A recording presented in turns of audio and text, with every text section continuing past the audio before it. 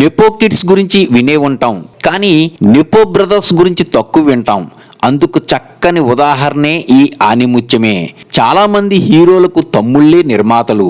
సినిమాను నిర్మించే స్తోమత, తెలివి లేకపోయినా సరే, నేను హీరోగా నిలదొక్కున్నాను కదా, నా తమ్ముడిని నిర్మాతగా చేసి నేను డబ్బులు పెట్టి కాసన్ని సినిమాలు తీస్తే వాడు కూడా సెటిల్ అవుతాడు అన్న ఆలోచనతోనే ప్రతి హీరో తమ్ముడిని పెట్టి సినిమాలు తీసేవారు. ఎన్టీఆర్ సోదరుడు కృష్ణ సోదరులు, మురళీమోహన్ సోదరులు, నాగార్జున సోదరుడు, కృష్ణరాజు సోదరుడు, వెంకటేష్ సోదరుడు, ఇలా సుమారుగా అందరి తమ్ముళ్ళు మంచి సినిమాలు, మంచి బ్యానర్లు, మంచి నిర్మాతలుగా పేరు సంపాదించారు. ఒక్క ఈ బడుద్దాయి తప్ప.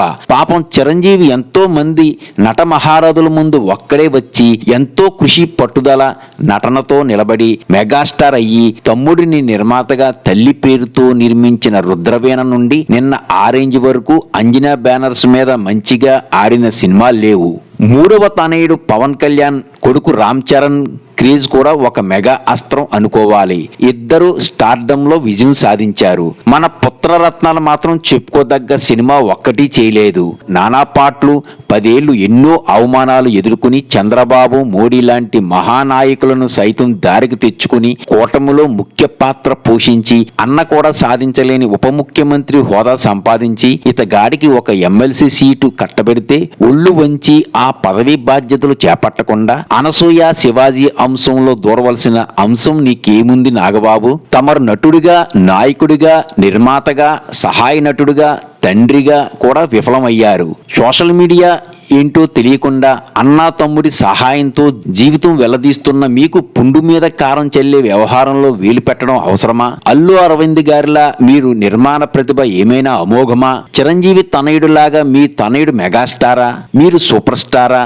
మీ తమ్ముడు రాజకీయ కష్టంలో మీ పైసా సహాయం అయినా ఉందా? అదీ లేదు. మీ అమ్మడు నారా బ్రహ్మని ఉపాసన వలె తిరుగులేని వ్యాపారవేత్త, మౌలి రీల్లాగా మారేందుకు మాస్టర్ మీకు ఇచ్చిన పదవి, దొరికిన అదృష్టం కాపాడుకోవడం చాలా ముఖ్యం. నీ వలన నీ అన్నయ్య, తమ్ముడు, అభిమానులు టికెట్ ఇచ్చిన పార్టీ శ్రేణులు తలలో పట్టుకునే పరిస్థితి తెచ్చుకోవద్దు స్నేక్ బాబు. అభిమానులు ద్వేషాలు పక్కన పెడితే 2 శిఖరాగ్ర విజేతలకు మధ్యలో పుట్టడమే మీ అదృష్టం. మినహా మీ జీవితంలో మీరు సాధించిన ఘన శూన్యం. కనుక కొంచెం పద్ధతిగా, పెద్ద మనిషిలాగా, ఎమ్మెల్సీ హోదా కలిగిన వ్యక్తిగా మీ రాజకీయ బాధ్యతలు నిర్వర్తించండి. ఈ అవాసన దశలో ఇంతకన్నా ఏమీ చేయలేరు. లైక్, సబ్స్క్రైబ్ చేయండి.